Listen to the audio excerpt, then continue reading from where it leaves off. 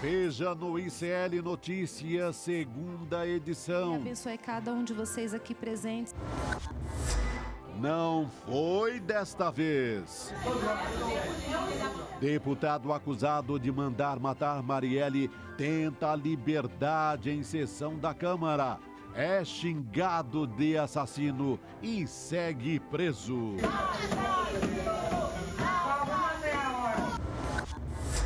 Tal pai, tal filho. Pai de Mauro Cid volta à PF para mais um depoimento sobre a venda das joias das Arábias. Se tivesse tentado a camuflar isso aí, jamais o Estado de São Paulo ia saber que eu tinha recebido essa joia. Dormindo com um amigo. Parlamentares pedem prisão preventiva para Jair Bolsonaro pelas noites que o ex-presidente passou na Embaixada da Hungria depois que perdeu o passaporte. O ICL Notícias, segunda edição, está no ar.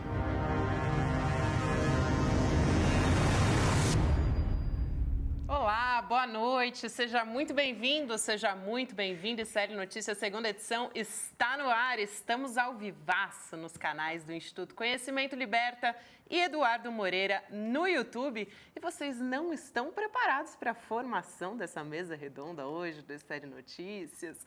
Boa noite, Chico Sá. Chiquíssima essa mesa, é Chico. Vamos Chica. com tudo. Chica. Chica, dona Chica. Mesa Chico. chiquérrima. Ótimo. Boa noite, audiência, comunidade séria. Boa noite, Chico. Abraço. Boa noite, Gabi. Pessoalmente hoje, para nossa alegria aqui, para falar dos assuntos de dormir de conchinha, de... Dormir de conchinha, né?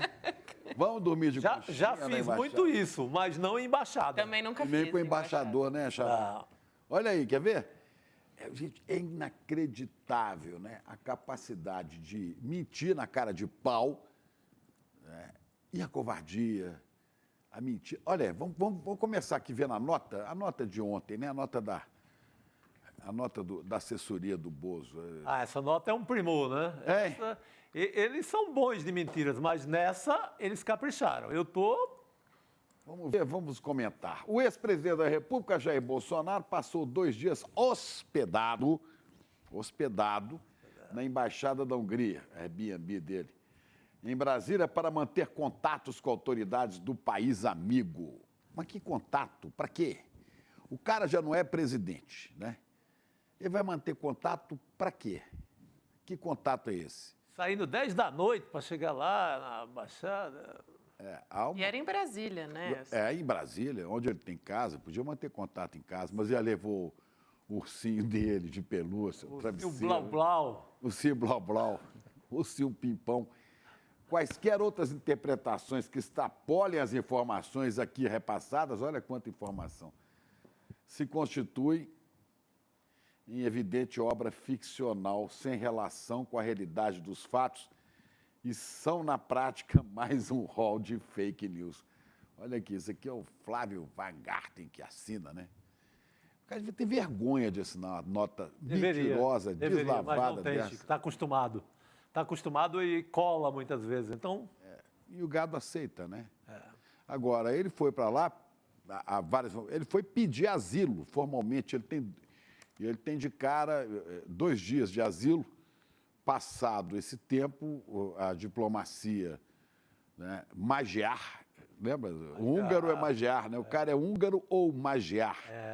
Eu me lembro da seleção da Hungria, né? Falava seleção magiar. Né? O governo magiar decide se o inominável pode ficar ou não, o inelegível, o imbrochável, e não sei o quê. Bom, agora, para usar a expressão, porque isso se chama medo e covardia. Bolsonaro é um golpista covarde. Repito, para usar a expressão, né, ao gosto do general Braga Neto, é um golpista cagão. Bundão, não cagão, né? Cagão. Então vamos ver aqui, né, aí, chegando, fugindo. Hoje ele falou um monte de asneira. Por que vocês não discutem Marielle, as baleias, os móveis do palácio? como que ele diz assim, não me enche o saco, que eu estou aqui na minha lá. Diz que levou até a cafeteira. Levou. Tem aqui umas mensagens muito boas, viu, Chico? Ó, Valéria Calixto. Estou pensando em me hospedar na Embaixada da França. Vocês sabem como eu faço a reserva? Não faz reserva, chega lá e pede asilo. Quem sabe você tem a sorte de te servir um champanhe, né, francês e tal. A Bolsonaro foi para a Hungria, país amigo. Amigo dele, porque não é... Ó, esse Viktor Orbán não é amigo de Israel não, viu, Bolsonaro? É antissemita, radical, né, amigo do Putin. Né? Então tá aí, Jair chegando. Né? Aí Viktor Orbán. Um cara de extrema-direita, mas anti-Israel, antissemita. Mas Bolsonaro acho que não entende bem o que é isso, não. Bom, isso aqui é a imagem do covarde, do medroso, do golpista cagão. Agora nós vamos ver um depoimento, uma entrevista na sede dos sindicatos dos metalúrgicos do ABC, né, nos primeiros dias de abril de 2018, quando foi anunciado que Luiz Inácio Lula da Silva poderia ser preso, seria preso. Claro que países amigos ofereceram a ele asilo. Amigos, alguns recomendaram, olha, isso é perseguição política, saia do país. Olha a resposta de um presidente, um homem de verdade. Vamos ver. Essa decisão minha de aceitar o cumprimento do mandato é para provar uma coisa nesse país. Primeiro que eu não tenho medo das denúncias que estão contra mim, porque eu sou inocente e não sei se meus acusadores são inocentes. Segundo, eu poderia ter fugido. Eu tive na divisa do Paraguai com o Brasil. Eu tive em Foz do Iguaçu, vizinho do Uruguai e da Argentina. Eu poderia ter saído, eu poderia ter ido para a embaixada. Eu não quis fugir, porque quem é inocente não corre, enfrenta o problema. E eu quero provar minha inocência. Se tem político que não tem honra e não se defende, eu tenho muita honra e quero me defender. Pois é, eu não tenho que fugir, eu sou inocente, respeito as leis do meu país. Se tem político que não tem honra, que é covarde e que não é inocente, cabe a ele pegar a cafeteira, o ursinho de pelúcia e fugir para dormir de conchinha com o embaixador da Hungria. Este é o presidente Lula, que passou mais de 500 dias na prisão. Hoje é o presidente da República, respeitado no mundo inteiro. Há uma sutil diferença, mas para aqueles bozoloides não é possível explicar essa diferença, nem ouvindo, eles não conseguem entender. É outra coisa que a gente tratou muitas vezes aí, chama-se o quê? Deficiência cognitiva. Não sabem, não entendem. Parabéns, presidente Lula. E pode correr, covardão, porque sua batata está assando. Agora, com mais complicação, ele tem 24 horas, era 48 ontem. Agora tem 24 horas para se explicar. Acaba amanhã, né? Lembra quando ele votou o impeachment da Dilma, que ele falou assim, em nome de brilhante Ustra, o pavor de Dilma Rousseff. Jair Bolsonaro, espere, em nome de Alexandre de Moraes, o pavor de Jair Bolsonaro. Pode esperar que tua batata... Amanhã amanhã algo acontece. Eu acho que, no mínimo, uma tornozeleira o rapaz vai ganhar. Mas do jeito que ele tem medo, pode ser também uma fraude eletrônica. Uma fraude eletrônica. Muita Vamos gente lá? dizendo aqui sobre essa diferença, né, que é gigante. Muita gente concordando aqui, dizendo que essa diferença não é sutil, ela é gigantesca, né, da nossa audiência. Dizendo... É um homem... E um fujão. E um fujão. É um homem que se defende corajosamente, sabendo os riscos que corre, e um fujão medroso, covarde, que foi assim a vida inteira. Vocês devem ter visto nas redes sociais, acho que o próprio William De Luca postou a imagem do presidente Lula no dia da prisão, na multidão, né, lá no ABC, sendo carregado por aquela multidão. Belíssima fotografia do Francisco Proner. Exatamente. E fazendo essa comparação justamente com as imagens das câmeras de segurança da Embaixada da Hungria lá em Brasília, né? É que é um ato de covarde, né? Ele ali com o assessor, batem palma, chamando desesperadamente. Acho que bateu um pânico tão grande da prisão que ele correu com a garrafa de café, com a coisa ali e tal, e queria pular o muro. Se o embaixador não chegasse, ele pularia o muro, porque o medo era gigante. Debaixo da saia húngara, Magyar, do embaixador, né? Que depois, coitado, teve que se explicar para a diplomacia brasileira, né? Qual é? Que história é essa?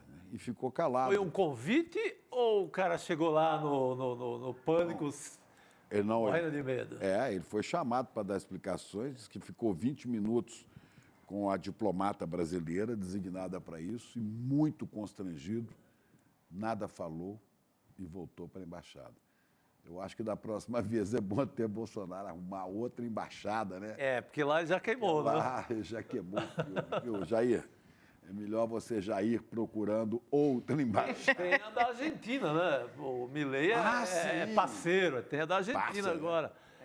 Sobra da Argentina aí Tem novidade, inclusive, a respeito dessa história, né? Porque já está contando o tempo para que o Jair Bolsonaro apresente as explicações para o Supremo Tribunal Federal, Ontem era 48 horas. Né? Exato, sobre essas Vai duas levar noites. essa nota? Será que eles vão levar essa nota do Weingarten?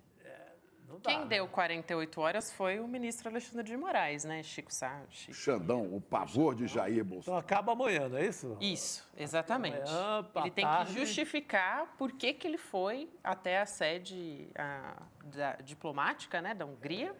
E aí, olha só que interessante, a Polícia Federal considerou patética, entre aspas, essa explicação que foi dada por Bolsonaro ontem, que foi essa nota que a gente leu agora há pouco, de que ele dormiu na embaixada para conversar com representantes diplomáticos húngaros. Quer dizer, ele poderia fazer... Gente, ele mora em Brasília, tem casa em Brasília. 15 minutos da embaixada. Sem dormir 2 dias, né, na embaixada.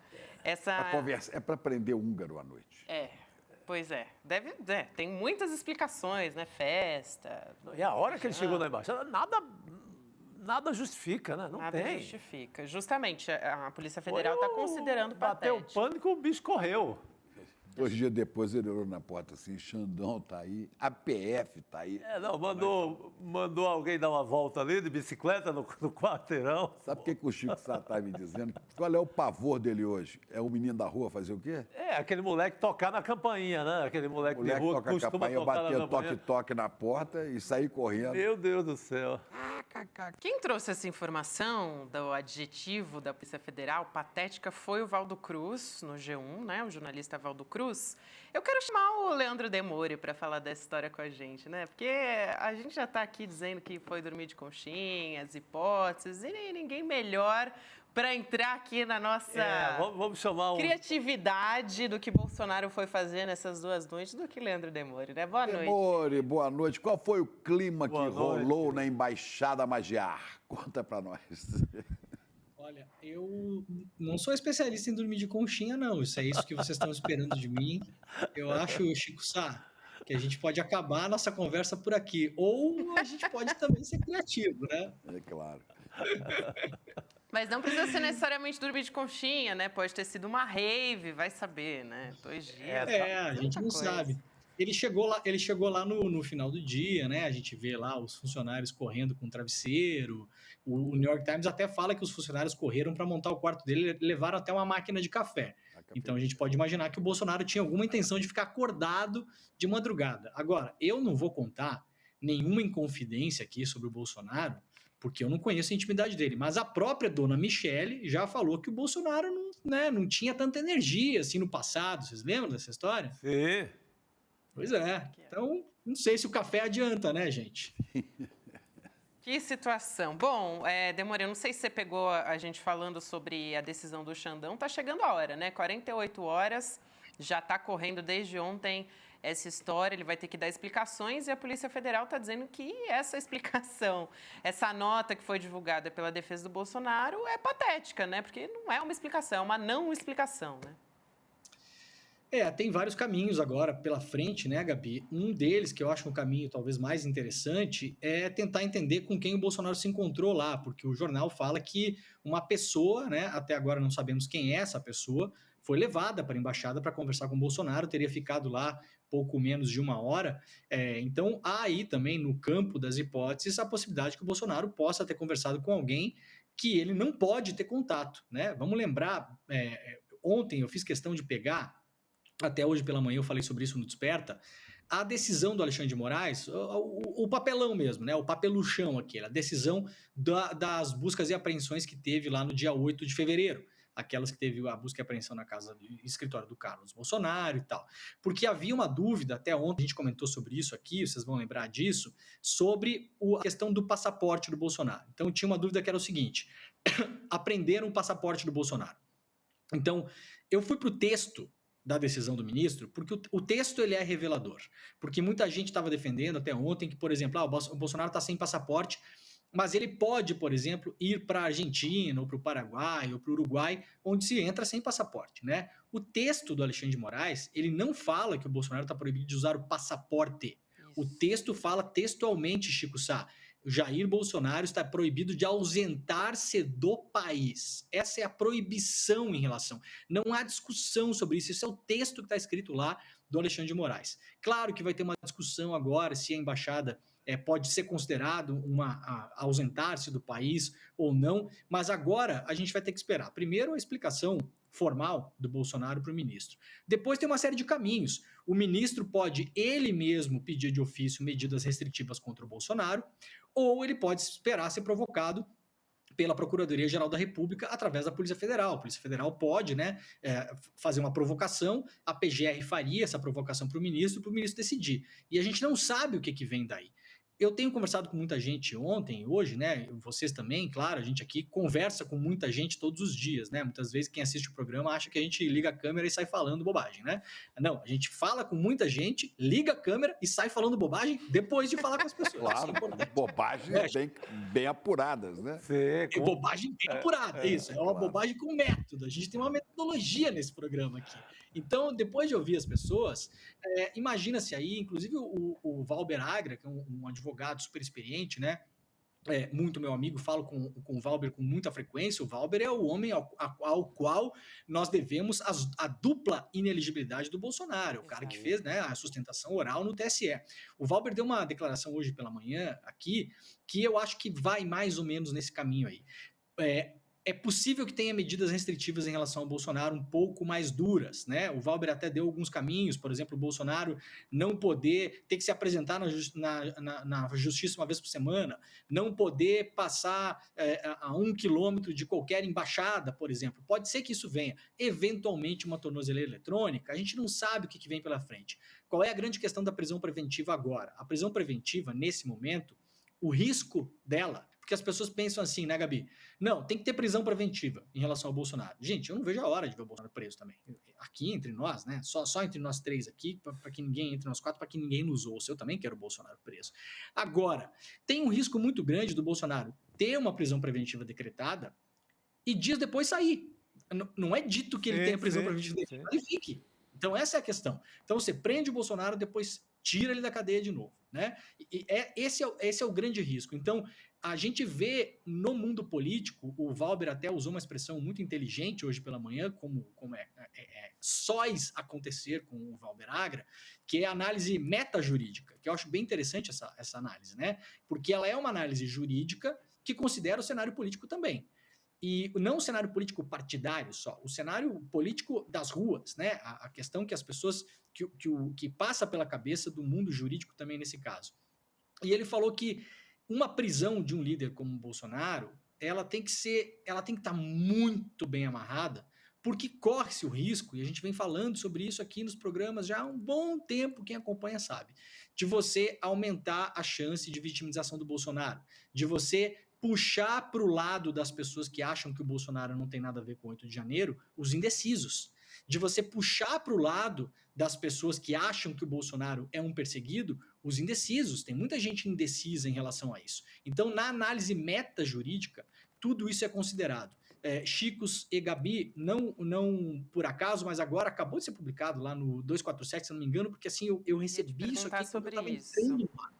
Né? A gente ia falar sobre isso, Gabi. Não sei se você quer ler a matéria, eu comento. Ou Posso dar uma antes, olhadinha aqui, Demore? Eu vou, só para quem está nos acompanhando, acho que a gente não tem o print aqui, mas vou dizer aqui que é uma apuração, né, dos nossos colegas do 247, de que o Planalto está avaliando como um erro pedir a prisão preventiva do Bolsonaro nesse momento, porque a avaliação é de que essa prisão seria juridicamente frágil e poderia amplificar a narrativa de que ele é vítima de perseguição política, como está dizendo aqui o Demore. Aí eu quero também trazer comentários aqui do nosso chat discordando disso também. Por exemplo, o Mauro Antônio dizendo, quando que não vai haver um risco político, né? Porque é isso, o Bolsonaro tem uma projeção como um líder político, enfim, de extrema-direita. Então, é difícil fazer esse termômetro também, né? Me parece que todos os momentos a gente está pisando em ovos em relação a isso. Então, Gabi, mas se você prende por... Vou trazer essa ponderação aqui para Se você prende agora, né, por obstruiu a justiça, pulou o muro da embaixada. Pulou o muro da embaixada, tem uma explicação técnica e etc, etc, etc, mas não é nada em relação a uma prisão bem montada, golpe. Com... trânsito em julgado, com joias, com roubo. Não é só a explicação técnica de que é crime pular o muro da embaixada, que seria uma espécie de asilo. Isso é muito longe do povão. Isso é muito longe de uma explicação popular. Uma prisão bem amarrada, com joias, com golpe, com pulo da embaixada, com tudo isso. Falsificação de documento. Aí você chega com uma história para contar na praça, no mercado, na rua, na conversa da calçada lá da minha mãe em Juazeiro, uma conversa que você chega bem montado. E para ele não sair mais. Exatamente. É diferente de uma... Prende agora, vai reforçar a ideia de perseguição, sim. Eu acho que cria... E vai ficar uma imensa discussão técnica. Mas só dormiu na embaixada. A gente vai continuar dizendo que é grave. A gente sabe que é grave. Mas lá no mercado do Pirajá, em Juazeiro, não é grave isso. Aí vai ter que sair da prisão. Eu sou a favor de assim, minha opinião é de que uma prisão tem que ser para valer e para ficar. A questão aí Para ficar pegando Uber da Papuda para casa, Uber 99, etc. Não. A questão aí é que o Demore falou, né, que é meta jurídica. Tem uma implicação política, sim. Né? Tem implicação política. Agora, pode ser também que o Supremo ignore a questão política e fale assim, não, vamos cumprir a lei. O cara vai preso até a hora que ele demonstrar que ele é confiável. Aí a gente solta ele, espera o julgamento. Mas, Chico, mete uma tornozeleira, já segura. Pede para, uma vez por semana, como o Demore acaba de nos contar, uma vez por semana comparecer lá no balcão da PF ou no balcão do inquérito, onde está o inquérito do Xandão, dá uma carimbada lá, volta para casa, dá uma carimbada, volta para casa. Tem formas de controlar. Ele agora não é mais confiável. Para a justiça, ele não é mais confiável. A minha nunca foi confiável. Não, mas agora mais ainda. Tecnicamente, ele não é confiável. Ele foi para a embaixada, no primeiro pânico que ele teve, ele correu para a embaixada. Então, ele não é ele não é nada confiável para o STF, para ninguém. Mas tem como controlar. Trazer mais um pouco de informação aqui para devolver também a palavra para o Demore, para ele poder continuar comentando aqui na nossa roda de conversa, sobre essa história, né, dos aliados, os interlocutores ali do governo, do presidente Lula, né, avaliando que seria contraproducente esse pedido de prisão. Tem muita gente dizendo, tá, gente, mas assim, o Planalto não tem que palpitar nesse sentido. Aqui no nosso chat tem muita gente dizendo isso, né, mas o que o Planalto tem que palpitar nessa história, enfim... Estão fazendo essa colocação aqui. Agora, em meio a tudo isso, também o Jair Bolsonaro, ele estava num evento político, né? Eu ia falar asilo político, olha só o ato falho aí. Em meio a tudo isso, ele estava num evento político, né? E aí ele negou qualquer plano, aí sim, de asilo político durante esse evento aqui em São Paulo, né? A gente comentou até que ontem, no final do Série Notícias, segunda edição, que a ex-primeira-dama Michele Bolsonaro estava recebendo ontem o título de cidadã paulistana em cerimônia no Teatro Municipal. E eu, como cidadã paulistana, né? Eu, como paulistana, muito me envergonho de saber disso. Mas, importante aqui, ele negar qualquer plano de asilo político também ele não ia admitir, né? Então, é quase uma Uma afirmação vazia do ex-presidente Bolsonaro, porque obviamente ele não ia confirmar, né, se ele tivesse esse plano. Mas é isso, né, Demori? Quero trazer sua fala aqui a respeito disso. Não, é exatamente isso. As pessoas que estão nos acompanhando, essas análises são feitas, gente, todos os dias. A justiça, ela não está fechada numa redoma, né? É claro, o Planalto não vai se meter nisso, mas o Planalto pode avaliar que o momento não é bom.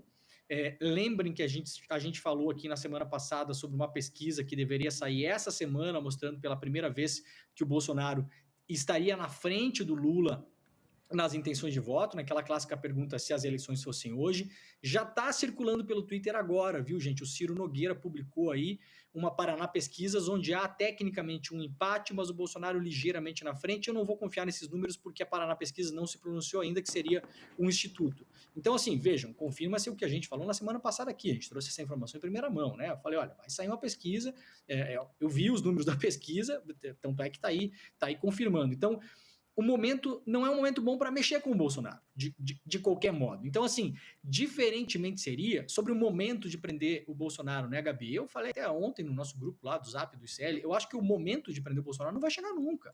Assim, não adianta a gente esperar o momento, mas o momento ele tem que ser criado pelas condições também. Seria muito diferente se essa apuração em relação ao que aconteceu na embaixada chegasse à conclusão que o Bolsonaro deu entrada a um pedido de asilo. Isso seria uma coisa muito diferente. Aí não há discussão. Seria muito diferente se o Bolsonaro tivesse se encontrado com um personagem ali dentro, que ele não pode se encontrar, assim, claramente determinado pelo ministro Alexandre de Moraes. Aí é uma outra questão. Agora, a gente falou sobre ontem, né? Ontem, sobre a questão da extraterritorialidade. Inelegibilidade e territorialidade. E aí, é diferente se o Bolsonaro for para o Paraguai. Porque, assim, está escrito que ele não pode ausentar-se do país. Agora, uma embaixada, ela não é necessariamente encarada como território de outro país. Um país, ele não cede, o Brasil não cedeu partes do território, da terra de Brasília para outros países. Querem ver como isso é fácil de você derrubar numa argumentação jurídica? E, de novo, eu não acho que o Bolsonaro tenha ido lá tomar café, gente. Eu acho que ele foi lá justamente porque 4 dias antes teve uma busca e apreensão, 1 hora antes dele se mocosar aí na embaixada, ele convocou os atos do dia 25 de janeiro, então, obviamente, ele foi para lá porque, caso aconteça alguma coisa, eu já estou por aqui. Se fosse um Zé Ruela aí, um traficante de armas, que tivesse sendo investigado pelo tráfico de armas e tivesse feito o que o Bolsonaro fez, a gente não estaria nem tendo esse debate, essa pessoa estava presa desde ontem. Isso é evidente. Agora, no caso do Bolsonaro, fica um pouco mais cinza a zona, porque vejam como a embaixada não é território estrangeiro. Gabi, vamos supor que na Hungria o tráfico de drogas não seja crime, tá? Vamos supor. Na Hungria você pode vender, comprar heroína, haxixe, maconha, fazer o que você quiser, tá? Vamos supor que tem como, né? A vírgula sonora do Chico Pinheiro, você levantou a bola, né? Porque um dia eu estava falando aqui, gravaram o trecho, né, Demore? Como é que é? Maconha, cocaína e haxixe. Para quem não entendeu, assista Rolê CN. No seu caso, era do avião do avião da tio da Damares. Do tio da Damares. Exatamente. Desculpa, Demore, mas não deu para aguentar. Não deu para segurar. Não, eu acabei de dar outra vírgula pro William Deluca, ele vai ficar muito feliz quando voltar de férias, aliás. Mas, Gabi, vamos nessa suposição, tá? Vamos supor que não exista o crime de tráfico de drogas na Hungria, tá? Se for descoberto um esquema de tráfico de drogas dentro da embaixada húngara no Brasil, aquelas pessoas vão responder a lei penal brasileira. Elas não podem alegar, não, mas veja bem, na Hungria não é crime. Na Hungria não é crime assassinar. Se houver um assassinato dentro da embaixada húngara, eles responderão à lei brasileira. Então não é assim um muro de proteção e do muro para dentro, aquilo é o Irã, aquilo é a Hungria, aquilo é a França. Não é assim que a coisa funciona. Senão o seguinte, né, Gabi? No Brasil, a lei em relação ao aborto, por exemplo, ela é muito mais restritiva do que na Itália ou na França. Então, qualquer pessoa poderia pular o muro e abortar dentro da embaixada, seguindo leis francesas. Não é exatamente assim que a coisa funciona. Então, eu tô com o Chico Sá aí, eu acho que a coisa foi grave, deu mais um indício. Isso aí vai dar combustível para a verdadeira prisão do Bolsonaro. O que aconteceu, revelado pelo New York Times, é gravíssimo, é importante, é evidente o que o Bolsonaro foi fazer lá. Ninguém aqui é idiota de achar que ele foi fazer qualquer outra coisa, se não vazou uma informação, ou ele é um cara paranoico, ficou na paranoia de que poderia ser preso. É claro que ele foi se mocosar lá. Agora, eu acho que a gente tem que esperar andar um pouco mais, e eu tô no time do Dr. Valber Agra aí, que talvez algumas medidas restritivas um pouco menos drásticas nesse momento, porque senão o grande risco é prender o Bolsonaro hoje e soltar o Bolsonaro na segunda-feira. E isso, me parece, e a própria avaliação do governo Lula, do Planalto, não seria bom. Muito bem. Você quer fazer algum comentário, Não, Chico? pode... ia... Essa é uma interpretação possível, né? Essa é uma interpretação possível. Também pode simplesmente aplicar a lei. Está preso, se tiver bom comportamento, sai até o julgamento definitivo. Só que ele morre, né? Ele, Bolsonaro. O problema é ele aguentar, né? Porque esse povo não aguenta o tranco, não. O Patrício lembra aqui no nosso chat que eu falei no primeiro pânico, correu para a embaixada. Ele fala, não, foi o segundo pânico, porque aquela viagem para a Flórida... Já foi uma fuga. Já foi o primeiro pânico, o Patrício está correto. Que inclusive é uma pessoa muito próxima lá, diz que ele recebeu um telefonema do jurista, do Ives Gandra, o jurista golpista, Ives Gandra Martins, dizendo, olha, qual é o risco que eu corro? Ele falou, se você ficar aqui, você pode ser preso, pode dar encrenca, né? Porque basta um juiz de primeira instância, você sem mandato, até para querer aparecer, decreta a sua prisão, você está preso. Ele fugiu. Juntou os relógios, as joias, correu para lá. O pai do Mauro Cid é encarregado lá, né, de vender, e por aí foi a história. Encontrou um piquet lá. Falando em Mauro Cid, gente, vamos falar sobre isso, né? A gente está falando dos crimes aí de Jair Bolsonaro, né? Que ele está sendo acusado. E agora tem a investigação das joias sauditas, a gente voltando para essa história, porque sim, gente, são muitas investigações, né? O pai do Mauro Cid, ele passou 2h30 na Polícia Federal hoje, tá? Então, ficar de olho nisso. O Mauro Lourena Cid, ele foi convocado para depor justamente sobre a venda das joias nos Estados Unidos, e essa investigação da PF descobriu, né, que as joias milionárias que foram recebidas pelo Bolsonaro foram vendidas por intermédio justamente do então ajudante de ordens Mauro Cid e pelo pai dele. Vocês lembram aquela foto incrível? O pai dele é fantástico. O pai dele com o reflexo, né? Topeira que ele tira uma foto onde ele aparece no espelho. Né? Exato. Só que a gente não sabe ainda o que ele falou nesse depoimento, né, Demorim? Dá para 2h30, você imagina. Dá para levantar muitas general ter 2h30 aí falando deve ser duro, rapaz. Você tem que considerar que não é um general no momento de uma certa revolta. O filho retorna à prisão, ele está pistola com essa história, então não é o general na sua condição de normalidade, é um general pistola porque E esse filho voltou à prisão e não sai fácil, O filho caiu na Arapuca e voltou para a cadeia. A avaliação que eu tive de juristas aí, que antes de 2032 ele não deve sair. Porque ele já vai ser condenado rapidamente, porque ele já admite, né? Ele falou, eu estou enrolado com joia, eu estou enrolado com vacina. Ele mesmo disse. Sim. Quer dizer, ele está admitindo. Isso aí, na melhor das hipóteses, para ele, dá 8 anos. Dá 8 anos de cadeia. De 24 a 2032. Porque agora ele não sai da preventiva, é julgado rapidamente, acabou.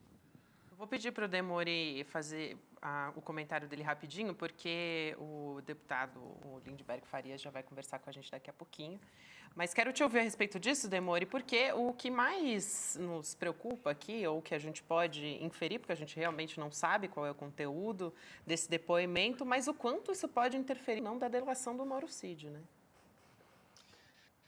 A movimentação mais importante do xadrez na defesa do Bolsonaro está sendo feita com o Mauro Cid como peça, né? A gente tem que lembrar disso, né? O Mauro Cid é um cara que fez uma delação, falou um monte de coisa, as notícias vazaram, o celular dele, vários prints do celular dele vazaram, a gente teve acesso a todas as comunicações de e-mail do Cid através da CPI do golpe, e aí, depois de um tempo, o Cid começou a andar para trás. Começou com um recadinho numa matéria da revista Veja 2 semanas atrás, vocês vão lembrar bem, a gente comentou sobre isso aqui até, né? A matéria era uma matéria grande, novas revelações do Mauro Cid, mas a matéria, em termos de novas revelações, era uma matéria bem esvaziada, não tinha nada de novo lá, na verdade. Mas lá no rodapé, lembra, Gabi, que a gente comentou? Eu falei, olha que estranha essa frase aqui no rodapé. Tinha 2 frases estranhas.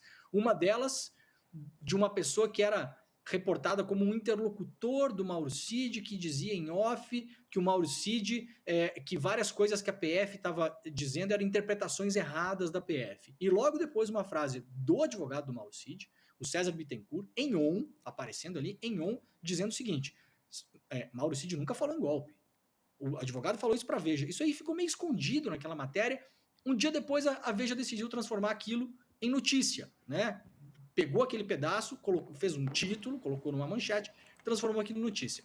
Uma semana depois, aparece o tal famigerado áudio em que o Mauro Cid conversa com um suposto amigo, que o Mauro Cid disse não lembrar quem é, né? Em que ele fala que não, os caras estão com a decisão pronta e que, resumindo, diz que coagiram ele, Mauro Cid, a contar coisas que ele não sabia. A grande questão da família Cid aí, a gente não pode esquecer nunca aquilo que eu sempre falo sobre delatores, né? Quais são as 3 primeiras coisas que passam pela cabeça de um delator? Se salvar é a primeira, a segunda é se salvar e a terceira é justamente se salvar também. O delator não está lá para fazer a Madre Teresa de Calcutá e falar dos pecados do mundo. Ele está lá para tentar contar uma história que faça sentido, que ele consiga mentir o mínimo que ele conseguir, o mínimo possível, e omitir o máximo que ele conseguir, de modo que os investigadores não descubram. Essa é a tarefa do delator. Então, a família Cid está enrolada, a esposa do Cid está enrolada nessa história, o Cid está enrolado, o pai está enrolado. Então, a gente não sabe como essas forças estão se concatenando aí no submundo do bolsonarismo, nessa defesa entre fazer a defesa do Bolsonaro, ficar bem com os militares, tentar sair da cadeia, evitar que o pai vá preso, evitar que a esposa vá presa. Então, a gente tem aí ainda muita coisa a se descortinar e sempre lembrando a nossa audiência, com informação e contra-informação. O caos, ele não é por acaso, nós estamos lidando com militares. Então, o caos na comunicação dessa história toda, ele não é um caos casual. Ele não é uma coisa que assim, opa, escapou um negócio aqui. Por que é que o Cid trocaria, Chico Sá? Um acordo de delação onde já havia sido prometido a ele 2 anos de prisão, o que ensejaria que ele sairia da cadeia em 2 anos e não teria o seu soldo cortado, ele continuaria com as patentes militares e com o salário. Por que é, Chico Sá, que ele trocaria isso para fazer a lambança, entre aspas, que ele fez, para voltar para a cadeia e ter a delação em risco? Há mais coisas aí no reino da Dinamarca que a gente ainda não sabe, mas eu espero que a gente vá saber. É isso aí. Rindo da Dinamarca e rindo da Hungria. Falou, Demônio. Obrigada, Demônio. Um beijo, querido. Até mais. A gente continua por aqui agora para voltar a falar, né, dessa tentativa de Bolsonaro de buscar asilo na Hungria. Quem participa dessa conversa com a gente vai entrevistar o deputado Lindeberg Farias, é a Elô Vilela, que já está aqui, e também o deputado já está entre nós, deputado federal Lindeberg Farias, do PT. Boa noite, Elô. Boa noite, deputado também. Seja bem-vindo aqui ao ICL Notícias, segunda edição. Prazer falar com esse time aí, viu? Prazer é todo Boa, nosso. deputado. Boa noite. Bom, a gente convidou aqui o deputado para conversar com a gente, né? Porque os parlamentares do PT e também do PSOL protocolaram pedidos de prisão preventiva contra o Bolsonaro, justamente apontando esse risco de o ex-presidente pedir asilo político, né, na Embaixada da Hungria. O deputado acionou a PGR, enquanto a deputada Luciene Cavalcante, do PSOL, apresentou esse pedido ao Supremo Tribunal Federal. Então, deputado, eu quero começar por aí, né? Quais são as chances de a PGR decidir pela prisão preventiva? Olha, eu acho que ficou muito claro que houve uma tentativa de fuga, né? Isso aqui é indiscutível. Ele, no dia 8, apreenderam o passaporte dele. Foi uma medida cautelar para evitar o quê? A fuga do país. O que ele faz no dia 12? No dia 12, ele faz uma convocação para o ato do dia 25. O ato do dia 25 tinha um objetivo, que era emparedar, intimidar o Supremo, tentar pressionar contra a investigação. Na minha leitura, ele ficou com medo de ter uma reação ali do Alexandre Moraes. E ele vai para a Embaixada da Hungria e fica por 40 horas. A verdade é o seguinte, para ele ter entrado, ele já teve autorização do Orbán. Ele, na verdade, autorizou a embaixada. Os funcionários foram dispensados antes. Ele fica lá por 40 horas. Então, a tentativa de fuga, de prejudicar a investigação, está clara. E veja mais, e eu não quero me alongar para vocês se perguntarem, ali foi um ensaio também. Ele teve medo de uma reação àquela convocação do ato 25, passou 2 dias, voltou para casa. Ele ia fugir pela Hungria, ele ia pedir um asilo na Embaixada da Hungria. Isso, para mim, estava claro. Aí acontece, que a gente não sabe como aconteceu, New York Times, essas filmagens, eu não sei de onde veio. A gente sabe que o Viktor Orbán hoje é o maior líder dessa extrema-direita em poder, que reúne uma extrema-direita que tem uma articulação. E surge esse vídeo que, na verdade, ele acaba mostrando, desvendando o plano do Bolsonaro. O fato é que Bolsonaro já estava com tudo pronto, na minha avaliação, que era numa situação de dificuldade, ir para a Embaixada da Hungria. Se não existir uma medida cautelar, prisão ou outra coisa, ele vai tentar de novo. Chico Sá. Ah, não, perdão, Elô, vai lá. Já ouvi aqui você fazer Por favor, essa pergunta. Elô. Por favor, Elô. Deputado, eu queria perguntar o seguinte, se ele tentou ou se não tentou fugir, acho que para muita gente já está claro que ele estava preparando, né? Foi um ensaio de fuga. Mas eu acho que pode haver mais do que isso, para além de uma possível fuga para a Embaixada da Hungria. Se ele passou tantas horas lá e ele está sob a proibição de falar com correligionários, de falar com Valdemar Costa Neto, de falar com outras pessoas que são coparticipantes, né, desse grupo criminoso que vai ficando cada vez mais claro que foi formado. Então, assim, não haveria também esse outro risco dele estar burlando as normas que já foram estabelecidas para limitar a atuação dele e usar esse tempo na embaixada para fazer esses contatos? Eu acho que sim, mas tinha mais do que isso. Eu acho que ele está preparando, ele disse várias vezes que não aceita ser preso. Veja bem, para ele ficar 2 dias na Embaixada da Hungria, Heloísa, teve autorização do Orbán. Ele não ficaria 2 dias na Embaixada da Hungria sem autorização do Orbán. Aqui eu digo que tem um descumprimento muito claro do artigo 312 do Código Penal, quando fala de prisão preventiva. O parágrafo 1º diz assim: prisão preventiva também poderá ser decretada em caso de descumprimento de obrigações impostas por medidas cautelares. Ao apreenderem o passaporte dele, o que é que o ministro Alexandre de Moraes queria? Evitar fuga. Nessas 40 horas que ele ficou lá dentro, se tivesse alguma coisa, um pedido de prisão, você sabe que tem um artigo da Convenção de Viena, de 1961, que diz embaixadas. Na verdade, nós estamos tratando de pessoas território do país que está aqui. Então, se naquelas 40 horas tivesse havido qualquer tipo de ação, prisão preventiva, ele não poderia ser preso. Então, eu acho, Heloísa, que tem essa articulação, mas eu acho que a questão da fuga está muito presente na cabeça do Bolsonaro o tempo todo. Imagina se ele ficasse ali, os bolsistas ali na frente, ele ia tentar criar um clima. Então, isso, para mim, está escrito. Então, veja, vai ter depoimento do Bolsonaro amanhã, Polícia Federal. Alexandre Moraes, ministro, prisão preventiva é tudo que ele está fazendo.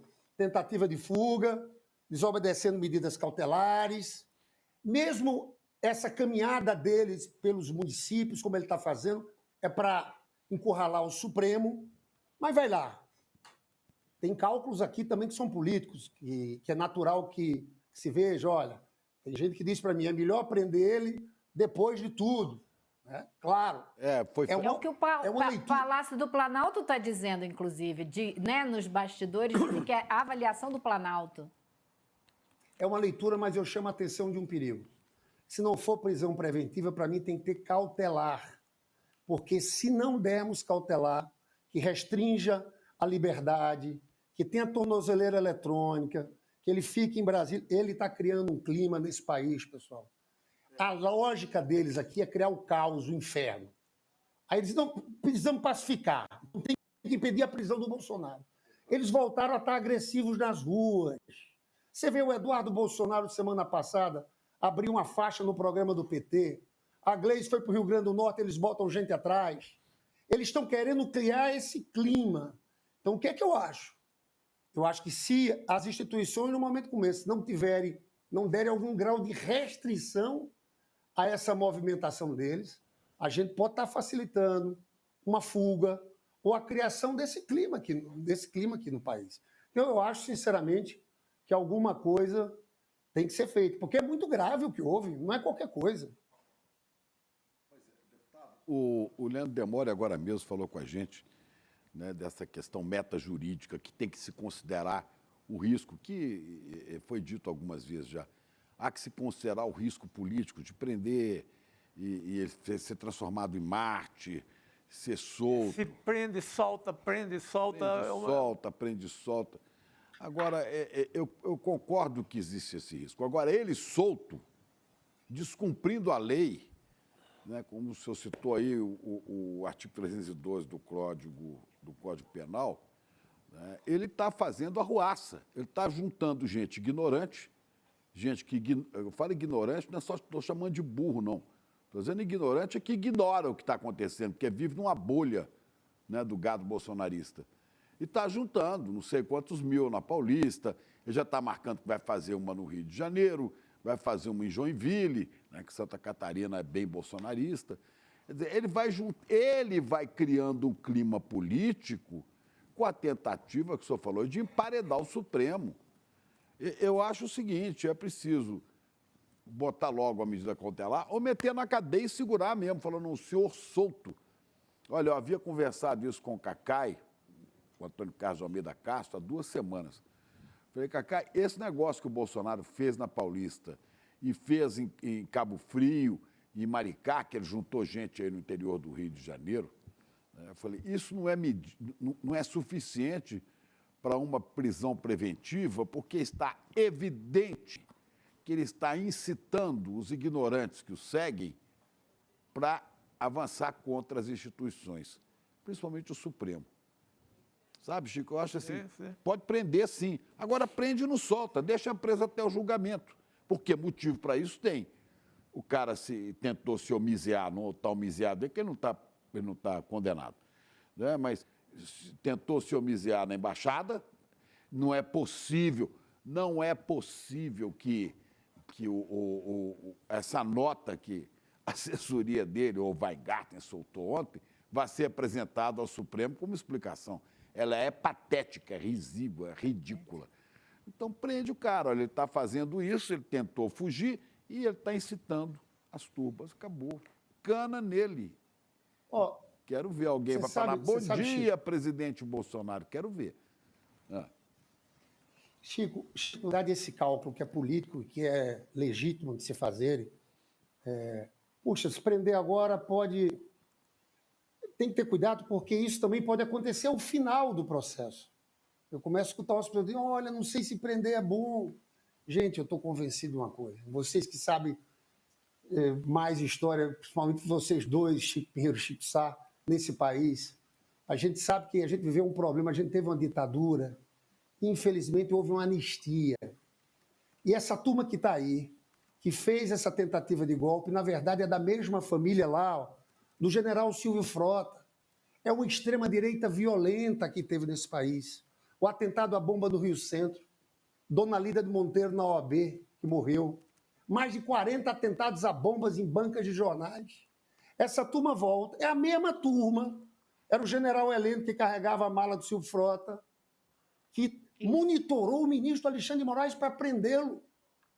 Teve um episódio que quase explode uma bomba em Natal, no Natal de 2020, antes da posse do Lula, 2022, no aeroporto de Brasília.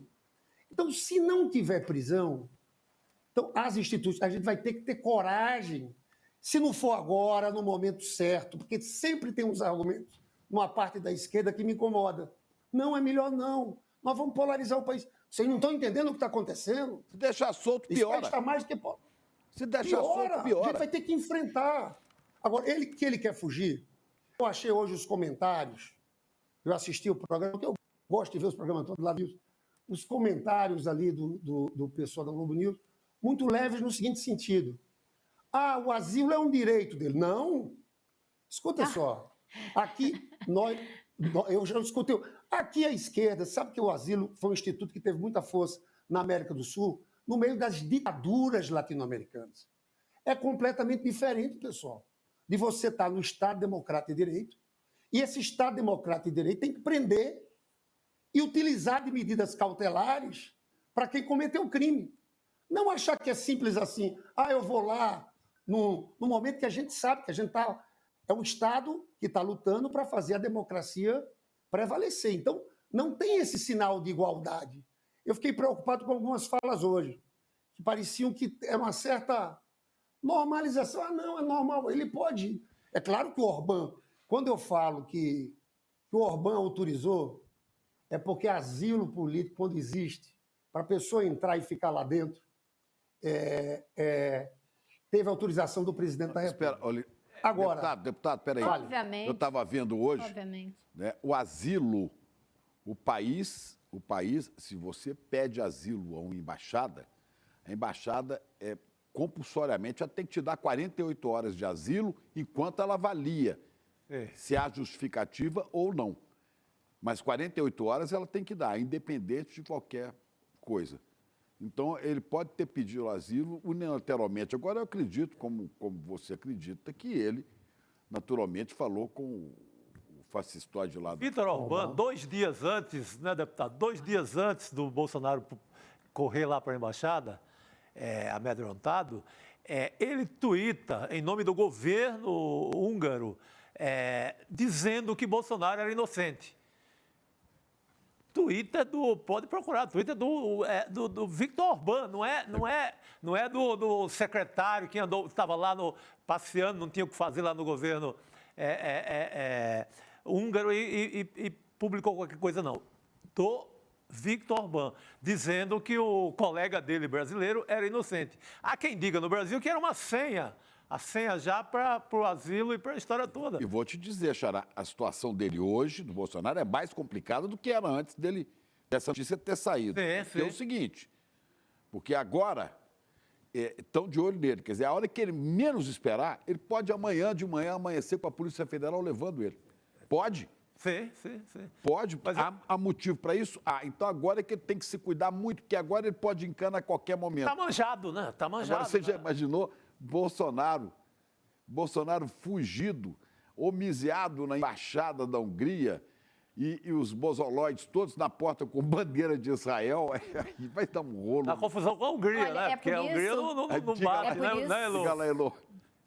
Não, é por isso que eu não desconto a possibilidade do vazamento dessas imagens ter alguma ligação com o trabalho de um serviço secreto dos Estados Unidos, por exemplo, porque a CIA está de olho, desesperada para evitar a eleição do Trump.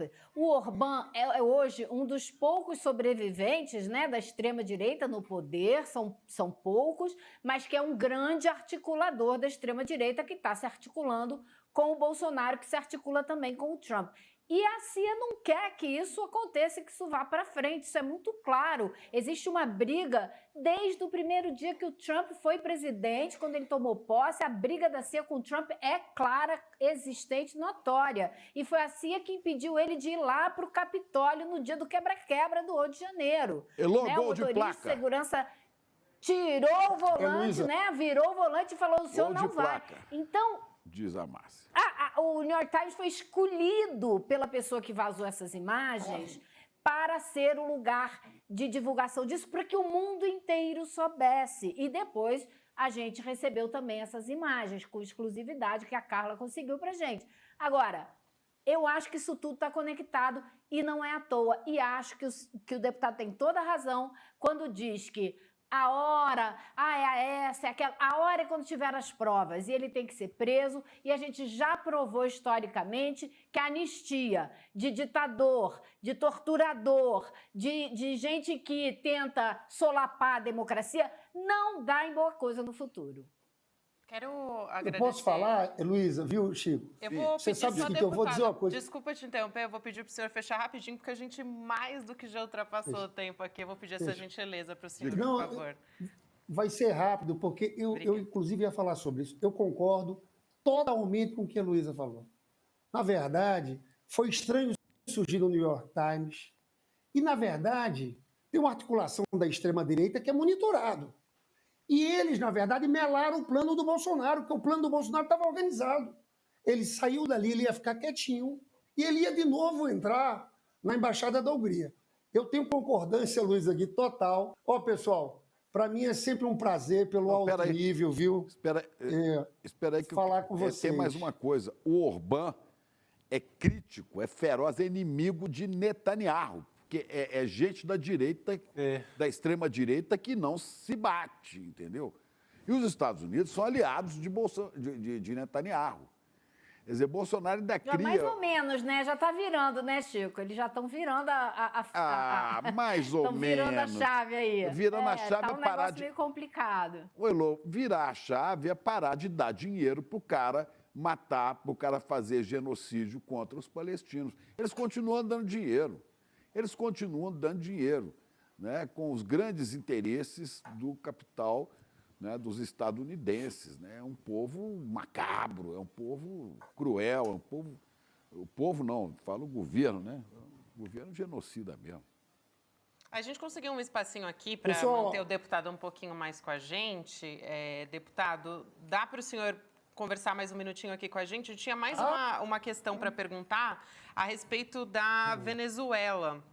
Aqui, né, a gestão do Nicolás Maduro, ele reagiu a críticas do governo Lula, né, ao processo eleitoral lá na Venezuela, e os venezuelanos, eles classificaram uma nota do Itamaraty como cinzenta e intervencionista, foram os termos que eles usaram, além de dizer que o texto parece ter sido editado pelo Departamento de Estado dos Estados Unidos. Leia a nota. O Gabriel vai colocar para a gente aqui na tela. A nota, ela é bem longa, não vou ler tudo, tá? A gente vai ler só um pedacinho aqui. Mas o governo Lula, para a gente explicar, publicou hoje uma nota criticando o processo eleitoral na Venezuela. O texto manifesta preocupação pelo fato da candidata de oposição ao Nicolás Maduro, a Corina Iores, ter sido impedida de se registrar na eleição. A Corina, que foi indicada pela Maria Corina Machado, que era a candidata favorita da oposição venezuelana, mas está inelegível por 15 anos. A Maria Corina, ela diz que o governo do Nicolás Maduro só permite a candidatura de quem quer. Agora sim, vou dar uma olhada aqui na nota. Brasileira. Isso eu estava explicando o contexto, mas a gente tem o comunicado da República Bolivariana da Venezuela, que diz o seguinte, vou ler aqui um trechinho. O Ministério do Poder Popular para as Relações Exteriores repudia o comunicado cinzento intervencionista redigido por funcionários da chancelaria brasileira, que parece ter sido ditado pelo Departamento de Estado dos Estados Unidos, no qual são emitidos comentários carregados de profundo desconhecimento e ignorância sobre a realidade política da Venezuela. Quero ouvir, deputado, o senhor a respeito disso. E o governo venezuelano diz que tem mantido uma conduta fiel aos princípios que regem a diplomacia e as relações amistosas com o Brasil, mas fez essa crítica bastante direta aí ao governo federal, ao governo brasileiro, né, ao governo do presidente Lula, por conta dessa nota que foi emitida pelo Itamaraty mais cedo. Então, quero ouvir a posição do senhor a respeito disso, por favor. Olha, Gabriela, o tema é complexo, a gente sabe que não consegue resolver rapidamente, mas deixa eu te contar. O Brasil, nos governos Lula e Dilma, sempre jogou um papel na Venezuela de forçar o diálogo do governo com a oposição. Existia me falha o nome dele agora, o principal nome da oposição no primeiro governo do Lula, era um governador, que ele sempre dizia, olha, há sempre mediações feitas pelo governo brasileiro. O Brasil tem um papel na geopolítica mundial importante. Eu lembro que Bush era presidente dos Estados Unidos e tinha problemas com Chaves e ele ligava para o Lula. E Lula fazia essa ponte. Eu acho, sinceramente, que o governo brasileiro, o governo da Venezuela pode não ter gostado, mas a postura do governo brasileiro é uma postura importante para a Venezuela e para a América Latina. O Brasil tem que escutar todos os setores. Esse é o papel que o Lula se coloca e o Itamaraty se coloca. Então, eu entendo, inclusive a nota da Venezuela, ele fala funcionários da chanceria. É uma forma de preservar o papel do Lula. Eu acho que a melhor forma de ajudar o povo da América Latina é o que o Itamaraty, o que o Lula fez, sinceramente. Me escutam? Lula... Eu destacaria exatamente isso. Eles falam funcionários da chancelaria, como quem diz, isso não veio do presidente Lula. E Claro. no final da nota, eles ainda dizem: finalmente, o governo bolivariano agradece as expressões de solidariedade do presidente Lula, que condenam direta e inequivocamente o bloqueio criminoso e as sanções que o governo dos Estados Unidos impôs ilegalmente. Ou seja, ele reclama, tenta separar o Lula da história e ainda agradece ao Lula tudo que ele sempre tem feito ao condenar, né, o bloqueio dos Estados Unidos. Então, é isso que o senhor está falando. Eles reconhecem um papel importante que o governo brasileiro sempre desempenha na negociação, tanto dentro da Venezuela como da Venezuela com seus vizinhos, como foi o caso recentemente, né, por conta de Essequibo, e agradece a amizade com o governo Lula, no fim das contas. Deputado, vamos voltar ao homem da embaixada. Vamos voltar ao Bolsonaro. Só terminar isso aqui que a Elô falou. Eu acho que ninguém pode ignorar, né, a crueldade do bloqueio estadunidense à Venezuela, como é a Cuba, né? Cuba está em momentos dificílimos, por causa das maldades dos interesses norte-americanos. Um bloqueio criminoso. Agora, né? o Maduro está sofrendo tudo isso, agora ele tem que entender que há limites. Há limites, né? E mesmo o governo brasileiro vai ter que chegar uma hora e falar: Maduro, já deu, velho, não dá. Quer dizer, o Maduro dificulta, sim, o processo eleitoral limpo, e o Maduro conseguiu expulsar da Venezuela os jornalistas e fechar o escritório da emissora alemã, a Deutsche, a Deutsche Welle.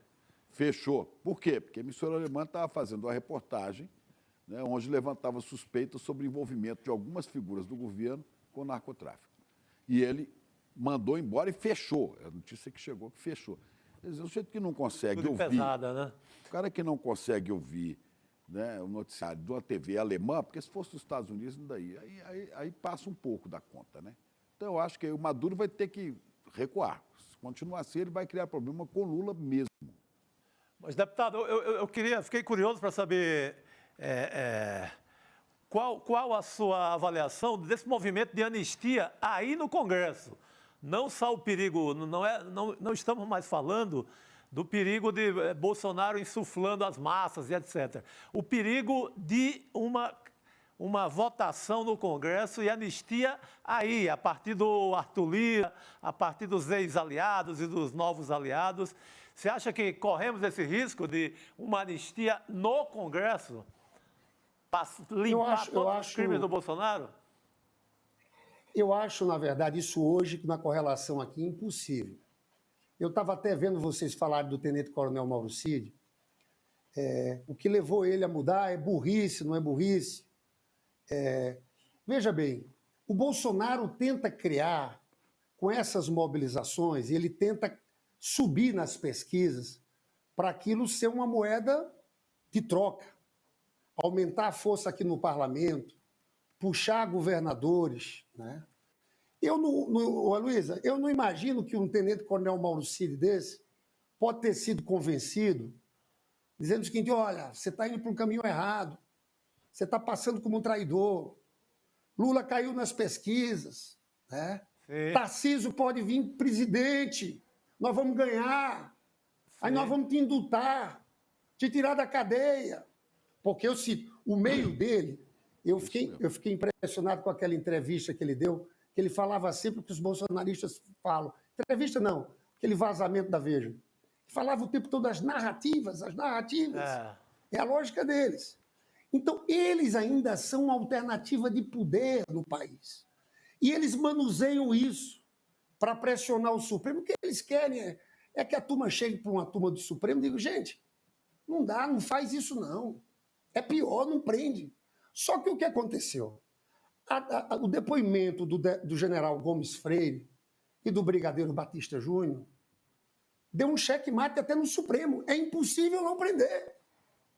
Disseram que era ele, falaram de tudo, entende?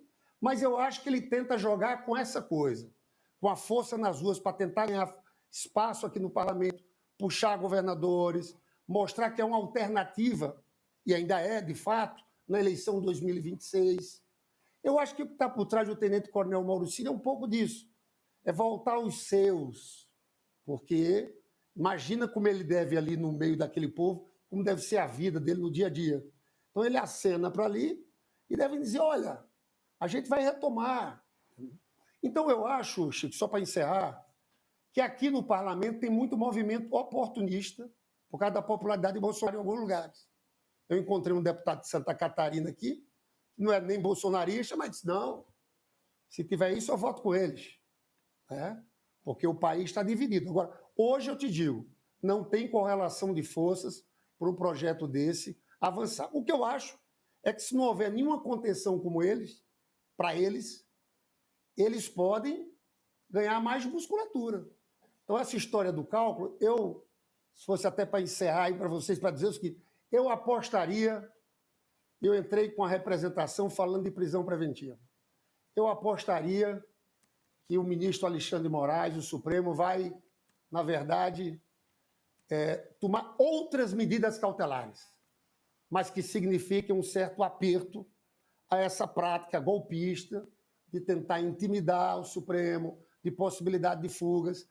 Então, eu apostaria aqui em outras medidas cautelares. Não sei se é tornozeleira eletrônica, não sei se é ficar em Brasília, em casa, mas eu acho que pode haver alguma medida nesse sentido.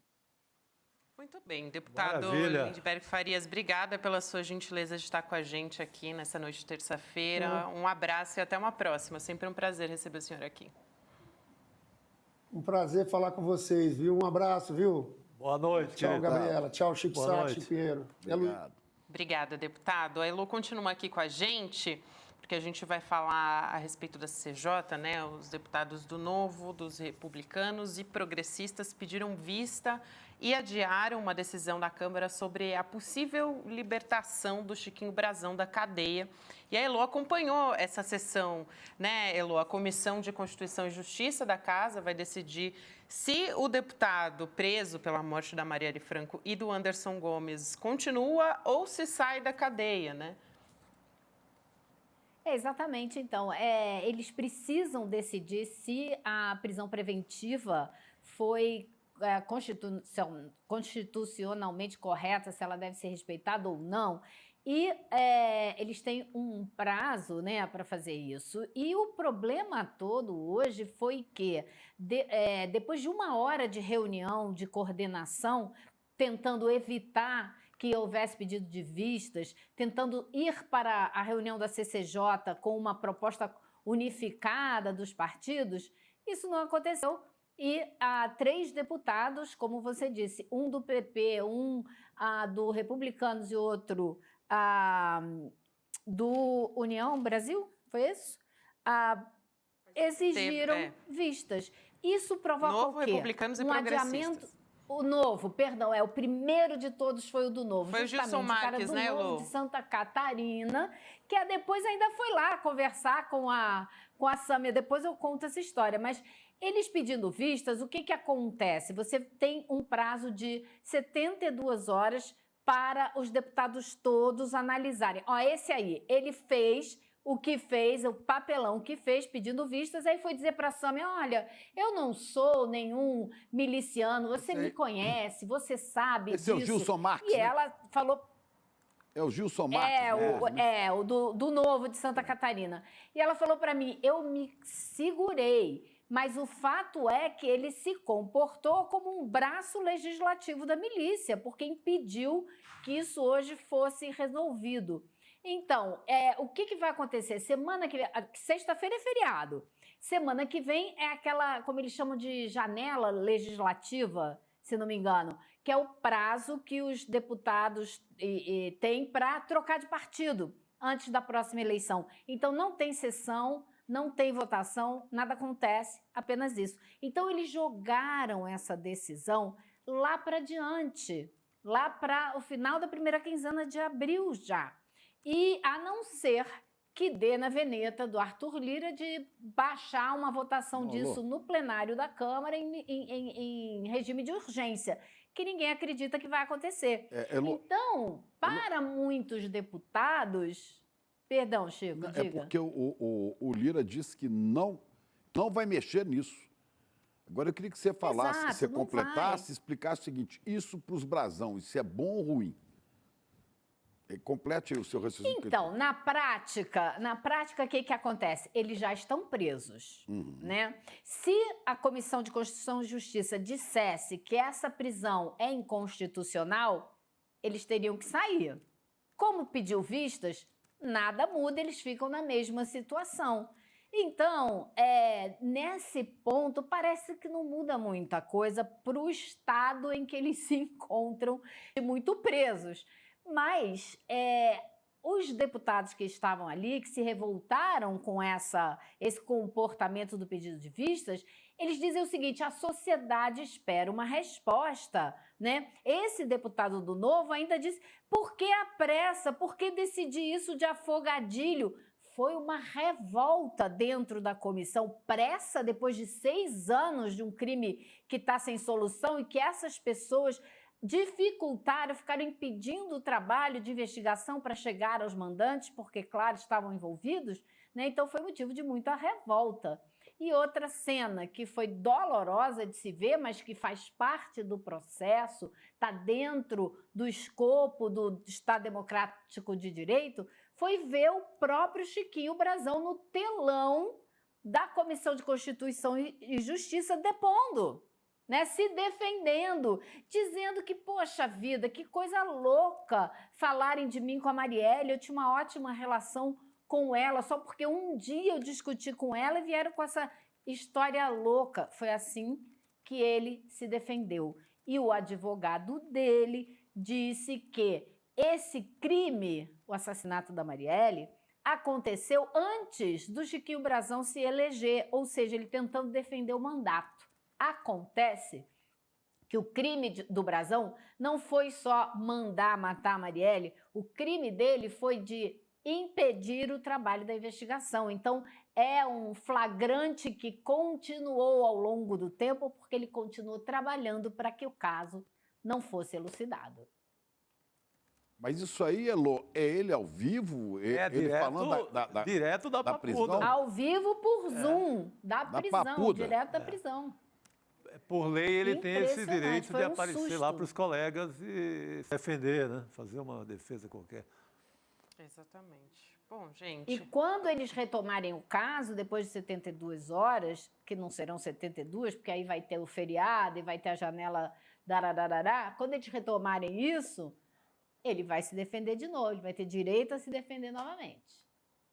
Elô, e tem a informação também, né, aqui de contexto, que o PSOL apresentou ao Superior Tribunal de Justiça, né, o pedido de impeachment contra o Domingos Brazão, e aí quer que o conselheiro do Tribunal de Contas do Estado, o partido, né, que o conselheiro de contas responda por crime de responsabilidade. Então tem esse componente aqui importante também nessa história aí dos acusados, né, de assassinar a Marielle Franco e o Anderson Gomes.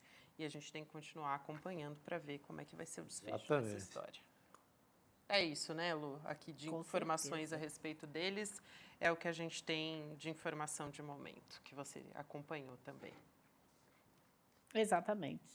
Muito bem. Então, agora a gente vai falar de democracia, não é isso, gente? Acho que a gente já tem o nosso próximo convidado aqui junto com a gente. Mas antes eu vou me despedir da nossa querida Elu Vilela, que por hoje já vai descansar. Já não, né, Lu? Vai descansar. Um beijo para você. Deixa um grande abraço meu para o seu próximo convidado. Pode deixar. Ele já está até te ouvindo aqui, tá? Então ao vivo aqui conosco. O seu abraço aqui. Tchau, pessoal. Boa conversa. Aí, obrigada, aqui conosco. Ele está aqui conosco, gente. Para quem não está reconhecendo, Lindener Pareto, a gente está chiquérrimo hoje com a sua presença. Elegância total, a história é elegante. Não tem nem roupa para isso, assim, para estar nessa essa mesa redonda. Roupa para te receber. Uma alegria, Boa Gabi. noite, querido. Obrigada por aceitar nosso convite. Seja muito bem-vindo. A gente vai falar de democracia, né, gente? Então, importante falar sobre democracia, para a decepção de muitos, inclusive, né, principalmente das famílias das vítimas desaparecidos no regime militar. O presidente Lula ele vetou eventos oficiais de cerimônia em memória dos 60 anos do golpe de 64. Eu, inclusive, conversei hoje com a Vera Paiva, entrevista que vai para o ar amanhã. Conversei hoje, mais cedo também, com o historiador, o Lucas Pedretti. A gente está fazendo uma grande ação aqui no ICL para falar a respeito disso, da democracia e da memória dos familiares. E o professor, historiador, o Lindener Pareto, que está aqui com a gente, que também é curador acadêmico do ICL, veio conversar, né? Veio somar com a gente nessa conversa em memória aí do povo brasileiro. Né? É isso, né? Memória. Afinal, para que serve a memória e a história nesse país se a gente não estabelece um debate efetivamente público sobre o assunto, né? Acho que, tanto nessa mesa aqui, a Gabi e eu, um pouco mais jovens, claro que acho que eu sou mais velho que você, mas temos aqui duas testemunhas oculares da ditadura, digamos assim, né? Depois a gente pode até pensar onde estavam os chicos quando o golpe foi desferido entre o dia 31 e o famigerado 1º de abril de 64. Mas acho que o ponto fundamental o Brasil não é mesmo para principiantes e é muito difícil ter que remoer essa história do Brasil. Acho que o ponto fundamental que deixou todo mundo furibundo, para usar o termo, foi o Luiz Inácio, mesmo tendo que lidar o tempo todo no campo democrático com todas as memórias da barbárie do Brasil, digamos assim, que ensina ao mundo o que é ser um país autoritário. Ele vai e tenta ali conciliar com a Casana, dizendo que não era para remoer, que ele pelo menos não ia remoer, que isso fique a serviço daqueles que estão buscando os seus mortos e desaparecidos. O limiar dessa história é muito tênue, porque no fim das contas, quando ele diz isso, ele dá munição para a extrema-direita e para aqueles que diziam lá atrás, no auge do bolsonarismo, que não é para ficar buscando essas coisas. E aí, eu até entendo, em termos de um estadista fazer isso, tentando conciliar uma história autoritária do Brasil, é uma coisa. Ao mesmo tempo, não permitir, digamos assim, que as nossas instâncias democráticas, inclusive uma série de ministérios, possam debater abertamente e publicamente é uma outra coisa. Acho que se a história e a memória ensinam alguma coisa, que a gente precisa remoer, e remoer sempre e cada vez mais, senão não há futuro possível na história do Brasil. Não é sobre o passado, né? Sobre futuro. Sobre o futuro. O passado é o presente e o presente... atribuído a muita gente, né? Um povo que ignora o seu passado, a sua história, está condenado a repeti-la. Exato. É uma frase que atribuem ao Eric J. Hobsbawm, que é testemunha dos autoritarismos do século XX, ou a Emília Viotti da Costa, mas é isso. Tem várias possibilidades, né? Mas eu acho que é isso. E por isso, inclusive, a gente está preparando uma série de coisas aqui no ICL. Se o governo não pode ou não quer, ou seja lá o que for, trabalhar essa memória agora, é nosso dever de jornalistas, é dever do Instituto Conhecimento Liberta, né? Libertar as pessoas do passado, libertar contando o que foi. Exatamente, acho que o ICL já há 3 anos ou mais, e aí depois com o jornalismo sobretudo, né, a gente tem engrossado o caldo de uma voz que clama por uma história brasileira que exponha, né, e expurgue seus fantasmas num debate aberto e público, né, e inclusive com os nossos cursos, nossos documentários, com a nosso time de crítica, né. Tem filme aqui essa semana. Documentários sobre o golpe de 64, Exato. né. As pessoas às vezes têm dificuldade de ler sobre isso, que são livros, inúmeros livros, mas você tem documentários que mostram momento a momento.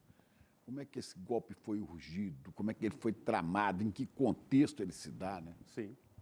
Eu diria que os historiadores sempre costumam recuar um pouco mais, né? Sempre perguntam assim, mas me perguntaram, inclusive, no roteiro do documentário, mas e aí, os passos decisivos do golpe? Aí eu já volto lá no Getúlio Vargas, né? Quando o Vargas se mata em 54, digamos assim, adiando um pouco um golpe que já queriam dar. Aí se você recua um pouco mais, e aí acho que é a questão que nunca quer calar na história brasileira, diferente do que disse o general Mourão, ele diz que uma coisa lá que não quer calar é cadeia contra espionagem. Mas a pergunta que não quer calar na história do Brasil é a questão militar. no mínimo desde a Guerra do Paraguai, mas principalmente quando os militares inventam a República e ao inventarem a República... Um golpe dado pelo velho Marechal Hermes da Fonseca, que era muito próximo, aliás, o Deodoro da Fonseca, que é tio do Hermes da Fonseca, que era, na verdade, amigo do Pedro II. O Brasil não é mesmo para principiantes. Foi uma trairagem, né? Porque ele era o general de confiança. Exato, e aí ele, veterano da Guerra do Paraguai, velho, adoentado e tal, mas um grupo de oficiais, jovens oficiais do Exército Brasileiro, apostou no movimento republicano, abolicionista, nas ideias do Augusto Conte, e ali está o ponto crucial. Se a gente não resolver por que os militares continuam acreditando que eles são os únicos donos do Brasil, ou são os donos do Brasil, a gente não resolve nada nesse país. Porque eles fundam a República e interferem o tempo todo no processo. Mas se dão mal desde o começo, porque o Deodoro... Será? Não, eles se dão mal, eles não conseguem levar os projetos adiante, né?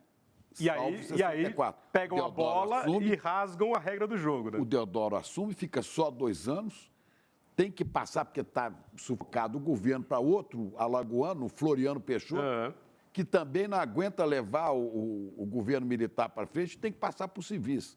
Civis que andam sob controle deles. Mas é isso, a história do Brasil é impressionante, né? E aí eu diria assim, acho que para prestar um serviço público que o ICL presta, tanto na sua prática, digamos, acadêmica e historiográfica, e aqui também no jornalismo público que a gente faz, que vocês fazem brilhantemente, né? Que a história não se repete, a não ser como farsa. Essa frase é uma frase famosa do Karl Marx, do século XIX, quando ele vai falar do golpismo de um imperador sobrinho do Napoleão, que era o Napoleão III. Ele dá um golpe de Estado, usurpa o poder popular, aí o Marx fala, tá vendo? Ele acha que é Napoleão, mas não é, ele é um golpista, é um farsante. Então essa é a história do golpe, né? Então a história não se repete, a não ser a primeira vez como tragédia e a segunda como farsa. Primeira em 64 para nós como tragédia. E a segunda com Bolsonaro como farsa. Mas se pensar desde os primeiros golpes, a farsa da farsa da farsa. É sempre. Né?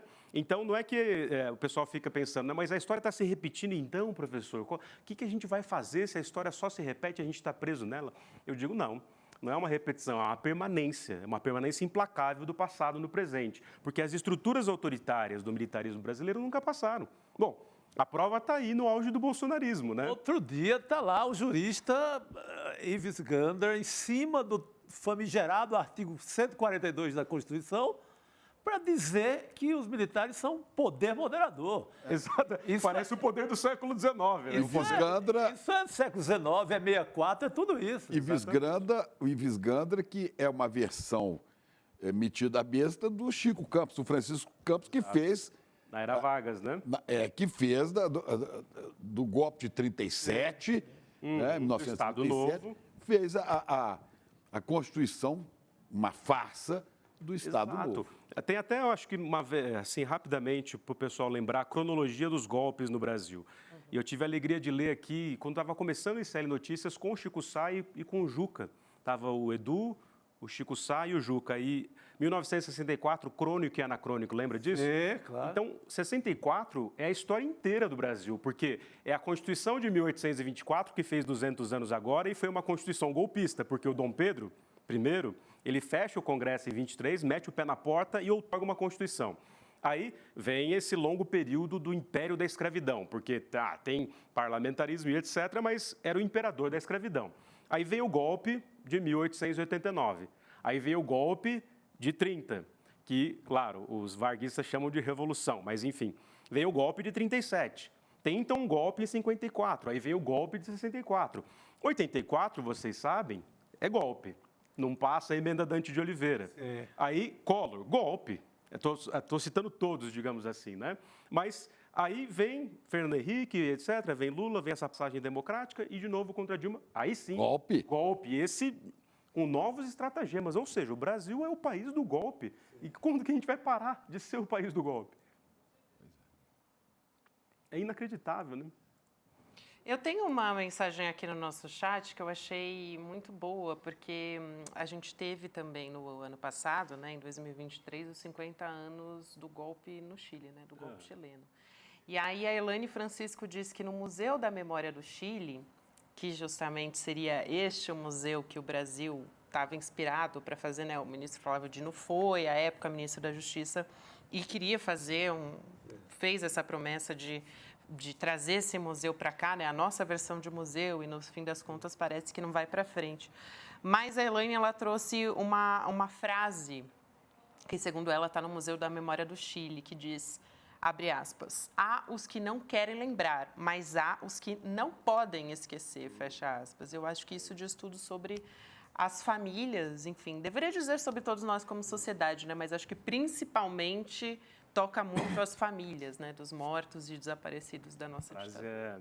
É a síntese da dor. Inclusive, Gabi, você tem entrevistado, e eu também no Provocação Histórica, você no Em Detalhes, o Pedretti, e veio a Janaína Teles semana passada, a filha da Melinha Teles. E a Janaína e o Edson, quando tinham 5, 6 anos de idade, foram levados para ver os pais sendo torturados pelo Ustra, o herói do Bolsonaro. E aí, ela me contando, porque historiador eu ouvia essa história, lia sobre isso, mas olhando no olho dela e vendo que a história dessas mulheres, tanto no Brasil, quanto no Chile, quanto na Argentina, são histórias de mulheres, porque são sempre as mulheres, o cuidado geral das mulheres no mundo do patriarcado, que vão atrás desses corpos desaparecidos. Ela me contava aquilo, eu falei, Janaína, não sinto muito, mas olhando aqui eu não consigo nem imaginar que dor profunda é essa, mas que une todas as mulheres latino-americanas em uníssono, num grito por liberdade que nunca veio, uma liberdade que ainda é incompleta. Tem um filme belíssimo acho que é Pedro Guzmán, se eu não estou enganado, ou Patrício Guzmán, A Nostalgia da Luz. Maravilhoso. Dos melhores filmes que é aquilo? Aí mistura a astronomia com a busca das mulheres chilenas pelos corpos que foram jogados pelo Pinochet, pela ditadura do Pinochet, no deserto do Atacama. Quer dizer, olha isso, né? Como é que a gente consegue conviver e viver num país, ou em países assim, sem resolver esse passado que não cessa de passar? Esse filme mostra os astrônomos procurando a origem de tudo lá no espaço, né?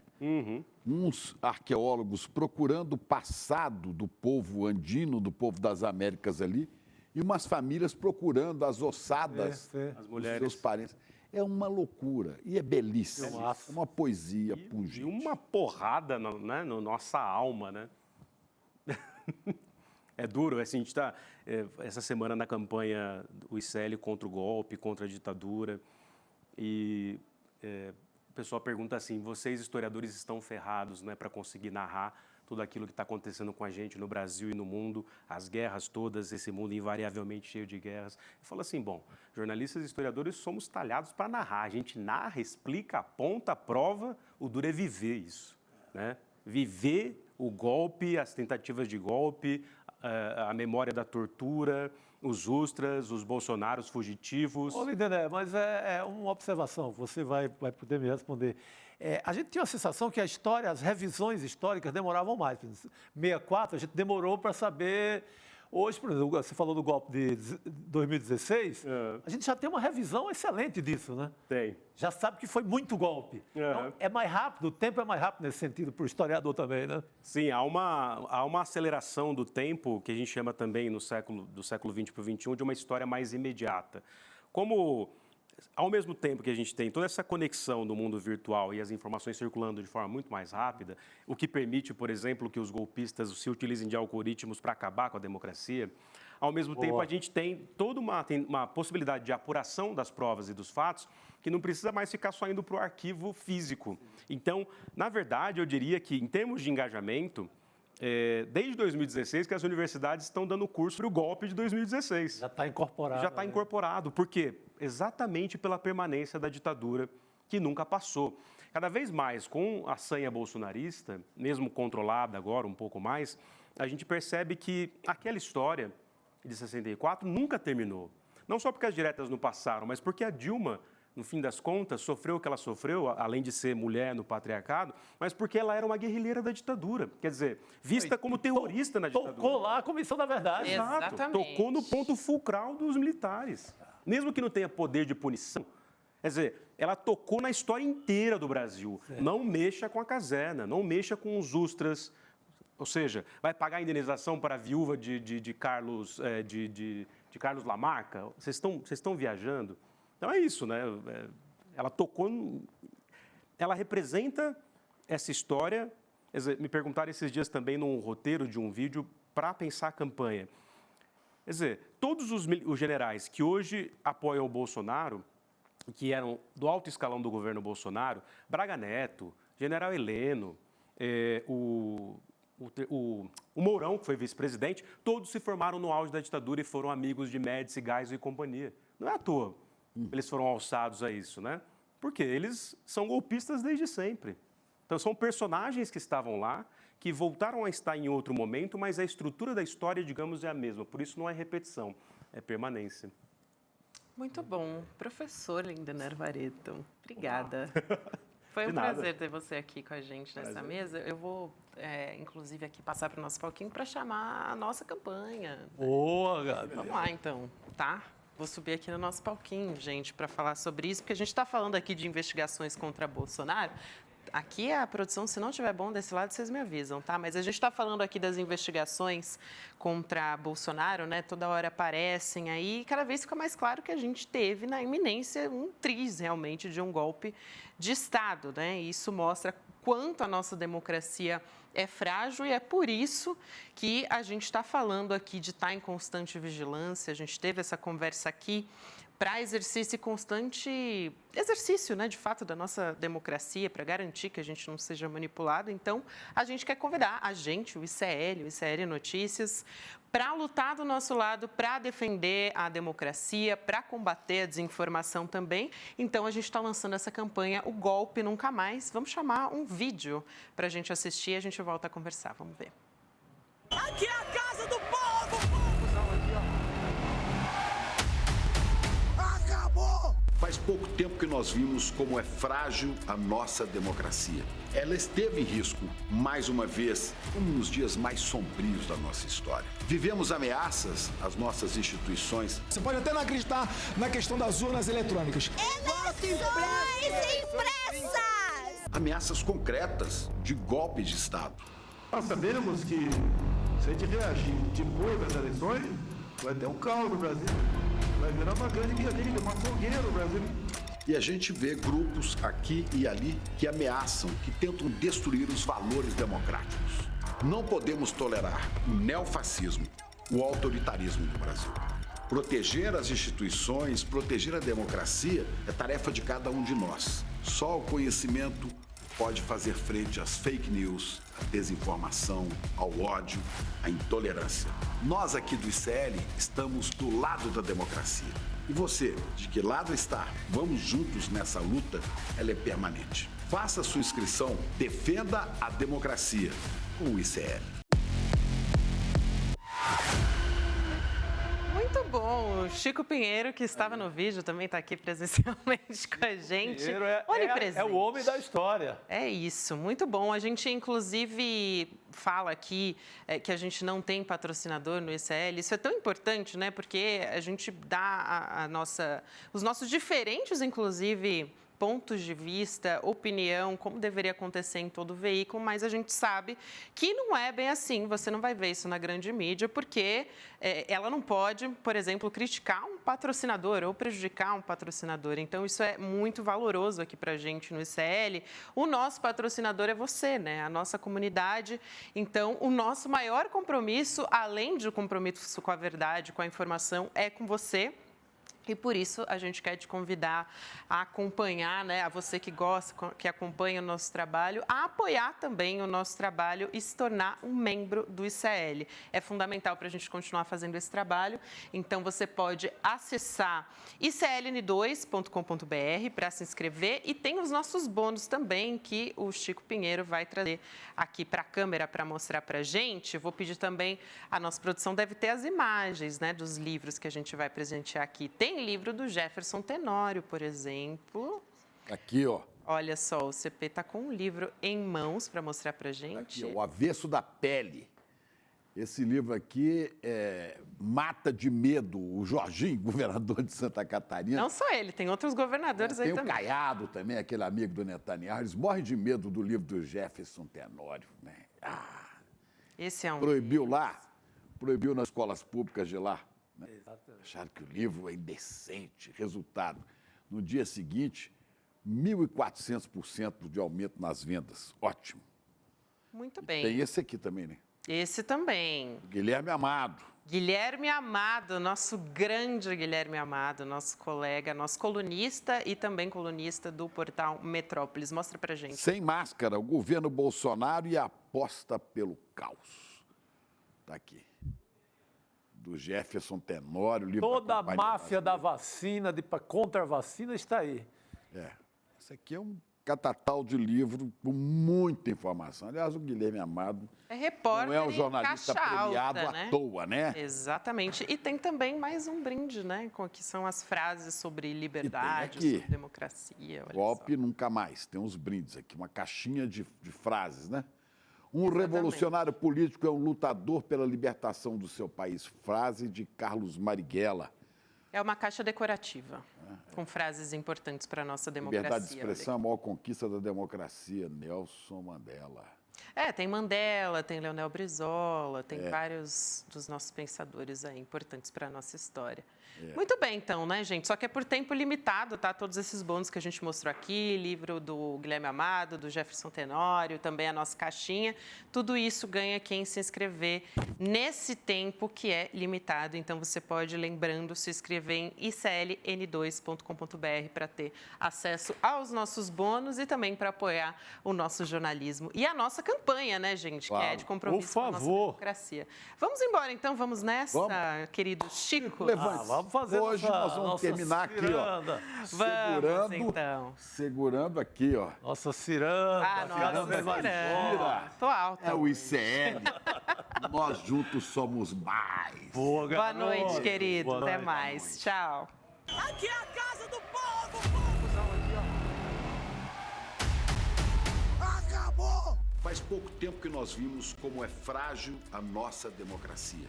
Ela esteve em risco, mais uma vez, como nos dias mais sombrios da nossa história. Vivemos ameaças às nossas instituições. Você pode até não acreditar na questão das urnas eletrônicas. Eleições impressas! Ameaças concretas de golpe de Estado. Nós sabemos que se a gente reagir depois das eleições, vai ter um caos no Brasil. Vai virar uma grande guerrilha, uma fogueira no Brasil. E a gente vê grupos aqui e ali que ameaçam, que tentam destruir os valores democráticos. Não podemos tolerar o neofascismo, o autoritarismo no Brasil. Proteger as instituições, proteger a democracia é tarefa de cada um de nós. Só o conhecimento pode fazer frente às fake news, à desinformação, ao ódio, à intolerância. Nós aqui do ICL estamos do lado da democracia. E você, de que lado está? Vamos juntos nessa luta, ela é permanente. Faça sua inscrição, defenda a democracia com o ICL.